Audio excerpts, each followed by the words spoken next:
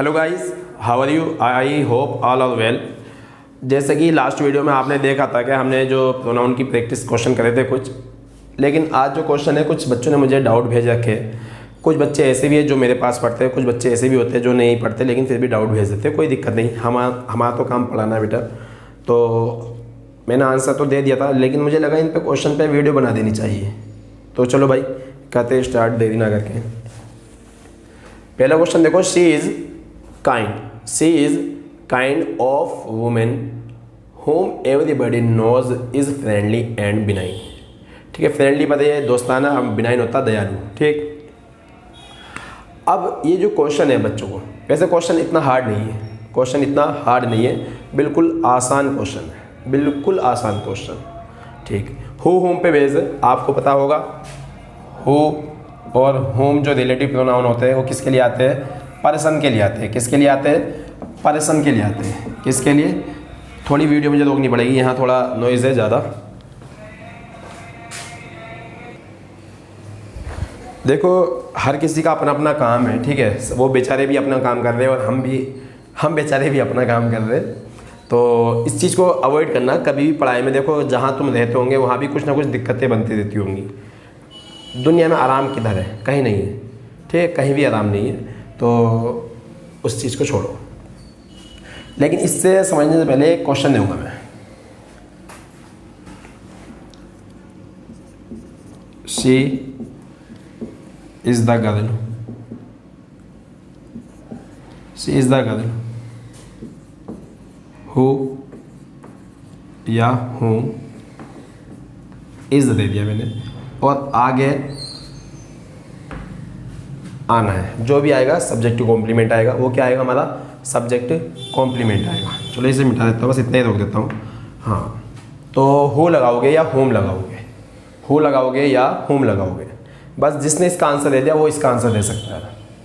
चलो बताओ, सी क्या है हमारा सब्जेक्ट, इज क्या है लिंकिंग वर्ब, द गर्ल क्या है हमारा सब्जेक्ट कॉम्प्लीमेंट। क्या है भाई हमारा? मैं पूरा लिख देता हूँ, सब्जेक्ट कॉम्प्लीमेंट। सी क्या है? गर्ल है, और गर्ल कौन है? सी है। तो कह सकते हैं हम सी इज इक्वल टू गर्ल और girl is equal to C.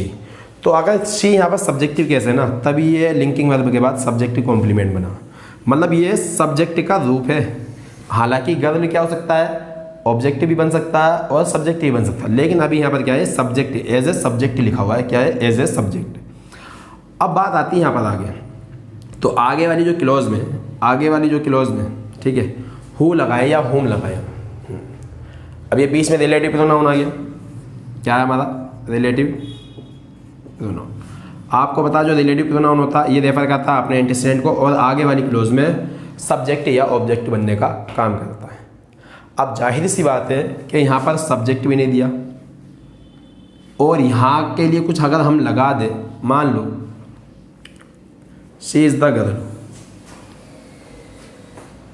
Who या हूम, अगर आप लगा दो तो क्या लगाना चाहोगे बेटा?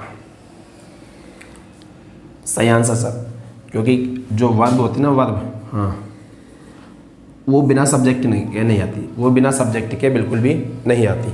तो हम तो हो गया हमारा कैंसिल। क्या आया हमारा? हु आया। क्या आया हमारा? हु आया। बात समझ में आई होगी।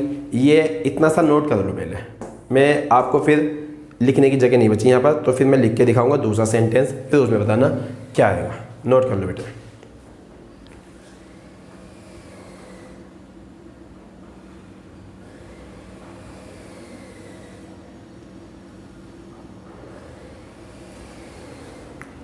चलो नोट कर लियो।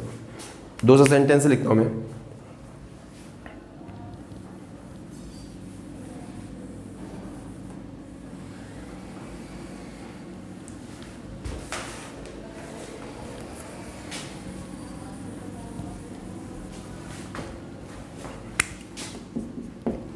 I know the girl who या हूँ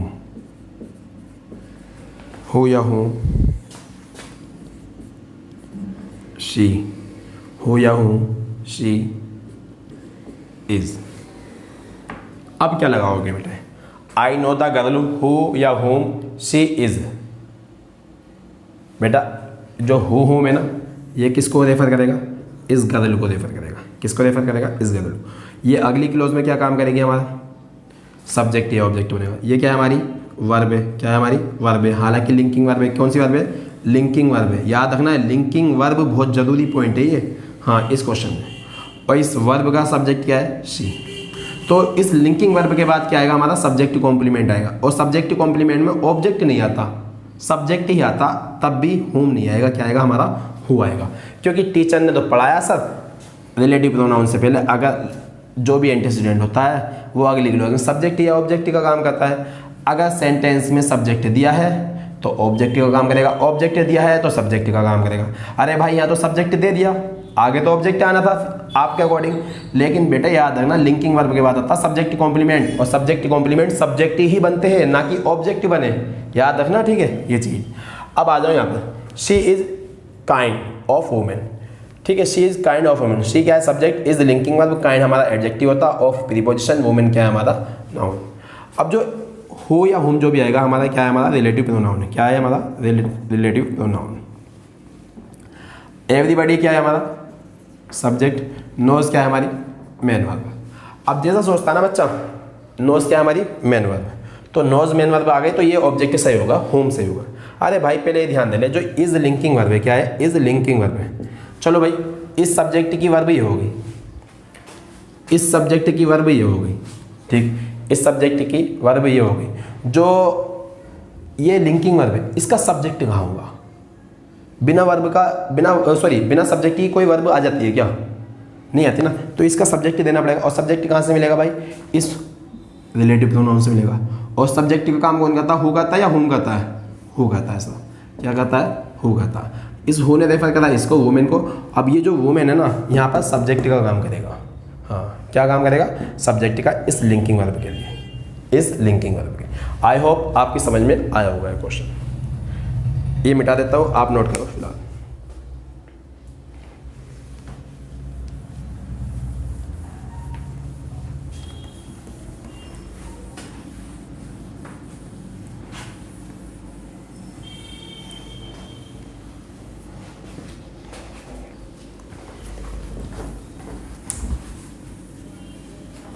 अभी तक जो क्वेश्चन देखो, Rohan claims to have read, read पढ़ने से रेड, हैव के बाद थर्ड फॉर्म आई रेड पढ़ने से, ना कि रीड।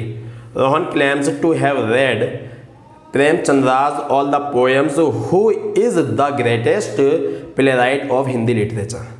सेम क्वेश्चन है भाई, बस थोड़ा याद रखना, ये जो टू हैव रेड है ना, ये परफेक्ट इन्फिनेटिव है। क्या है? Perfect infinitive.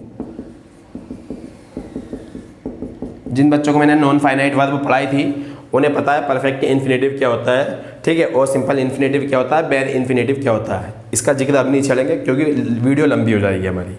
अब दूसरी बात ऐसी, इसे याद रखना बस, परफेक्ट इन्फिनेटिव अभी इसका कोई काम भी नहीं है हमें, ठीक है। रोहन क्या है हमारा सब्जेक्ट, क्लेम्स क्या है हमारी मेन वर्ब, इसके अकॉर्डिंग रोहन क्लेम्स, रोहन दावा करता है टू हैव रेड, पढ़ चुका है, कि वो पढ़ चुका है प्रेमचंद्राज ऑल द पोएम्स, प्रेमचंद्रा की सारी poems. Who is the greatest playwright of Hindi literature. अब हु आ गया, क्या है ये? Relative pronoun. क्या है बेटा? Relative pronoun. हमारे टीचर ने तो बताया था सर, जो रिलेटिव प्रोनाउन होता है उनसे पहले जो होता है वो होता है एंटीसीडेंट। वो क्या होता है? एंटीसीडेंट। तो ये क्या बन गया हमारा? एंटीसीडेंट। अब एक बात बताओ, जो एंटीसीडेंट है हमारा वो क्या बना? पोएम्स। अब ग्रेटेस्ट क्या होंगी? ग्रेटेस्ट प्ले राइट जो होगा वो कौन होगा? पोएम होंगी या प्रेमचंद्रा होंगे? प्रेमचंद्रा ग्रेटेस्ट प्ले राइट होंगे या पोएम होंगी? थोड़ा सा खुद सोचो भाई। प्रेमचंद्रा होंगे। कौन होंगे? प्रेमचंद्रा होंगे, ना कि पोएम्स होंगी। तो सर एक बात बताओ, वैसे भी have read what? All the poems. Have read what? All the poems of Premchandra. इस तरीके से हम इसे सही करेंगे। अब एक बात बताओ, एक होता रोहन्स का इज इक्वल टू क्या हो सकता है? The car of Rohan. Rohan की गाड़ी और रोहन की गाड़ी। बात तो है कि कार किसकी है? रोहन की। और कार किसकी है? रोहन की। ऑफ प्रीपोजिशन से भी तो हमें सिलेक्शन और रिलेशन का पता चलता है। तो एक काम करो ना, इसे ऑफ प्रीपोजिशन से लिख दो, इतने देखो, इसे काट के have read all the poems of Premchandra. अब देखो, अब बैठ जाएगा सही। हु किसको रेफर करेगा? प्रेमचंद्र को रेफर करेगा। किसको रेफर करेगा? प्रेमचंद्र को। और वो कौन है भाई? Greatest playwright of Hindi literature. Hindi literature के यानी कि ग्रेटेस्ट प्ले राइट है, ग्रेटेस्ट कवि है। ठीक है, अब बात ये समझ में आ गई होगी आपकी। अब देखो नीचे वाला, our house is more bigger than theirs. Theirs अभी बताया था ना, मतलब दियर हाउस, यहाँ क्या लिखा होगा? Their house. दियर से इक्वल टू क्या होगा? Their house. Our house is more bigger than theirs. अब ये सेंटेंस है, ये आया सेंटेंस इंप्रूवमेंट में। अगर ये मान लो, थोड़ी देर को मैं बता रहा हूँ, अगर ये एरर में आ जाए, इतना सेंटेंस इस तरह से आ जाए, हाँ, और यहाँ लिखा आ जाए नो एरर, तो आपको पता है कि मुझे यहाँ हटा देना है, मोर हटा देना, मोर हटा देना है, मोर हटा देना है, क्योंकि ये भी कंपैरेटिव डिग्री है और ये भी कंपैरेटिव डिग्री है। ठीक है, ये एडवर्ब की कंपैरेटिव डिग्री है और ये एडजेक्टिव की कंपैरेटिव डिग्री है। तो दो कंपैरेटिव डिग्री एक साथ यूज़ नहीं होती। आपको एक नंबर मिल जाएगा अगर एरर में आ जाता है। लेकिन अगर एरर में ना के सेंटेंस इंप्रूवमेंट में आ जाए, जैसे मैंने लिखा है क्वेश्चन ये, ठीक है, सेंटेंस इंप्रूवमेंट में आ जाए, तब कौन सा लगाओगे? तब कौन सा लगाओगे? कुछ बच्चों ने लगाया होगा आंसर ये बिगर है, बिगर। जिन बच्चों ने ये लगाया तो वो कतई गलत है। हाँ, जिन्होंने ये लगाया ये तो आएगा नहीं, कंपैरेटिव डिग्री के साथ मोस्ट आएगा नहीं, ये भी गलत है। ठीक, आएगा आंसर मच बिगर। पता क्यों? उसने बिगर लगा, बिगर से पहले जो लगाया ना, एडवर्ब ऑफ डिग्री लगाई मोर। वो बताना चाहता है कि जो हमारा हाउस है ज़्यादा बड़ा है उनके घर से, ज़्यादा बड़ा है। वो स्ट्रेस डालना चाहता है इस मोर को लगा के, लेकिन बिगर के साथ मोर नहीं आएगा, हम लगाएंगे मच बिगर। मच क्या होता है? हमारा पॉजिटिव डिग्री होती है। मच क्या होती है? हमारी पॉजिटिव डिग्री होती है, पॉजिटिव डिग्री ऑफ एडवर्ब। तो ये लिख देंगे मैं, adverb of degree, adverb of degree.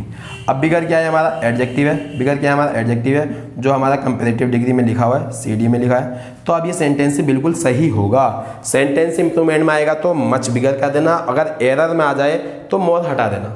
ठीक है, अगर कोई हटाना चाहता तो हटा दो, नहीं तो अगर कोई लिखना चाहता तो मच लिख देना। मच अगर किसी ने लिख दिया तो गलत नहीं होगा, मच लगाना और ज़्यादा बेहतर होगा। मोर का सब्स्टिट्यूट आ जाएगा मच। बात समझ में आई? उसने मोर लगा के इसीलिए दिया था कि हमसे सही करवा सके, क्वेश्चन को सही करवा सके। और नो इंप्रूवमेंट वाला तो होगा नहीं आंसर जब हमारा ये हो गया तो। ठीक है, इस मिलते हैं नेक्स्ट वीडियो में। जब तक आप इस वीडियो को देखें, अच्छे से नोट करें। थोड़ी देर को मैं साइड को हट जाऊँगा, इसका स्क्रीनशॉट ले लिया करो या पॉज करके नोट कर लिया करो। ठीक है, मिलते हैं नेक्स्ट वीडियो में। जब तक के लिए आप देखते रहिए हमारे YouTube channel focus online classes. Thanks for watching this video.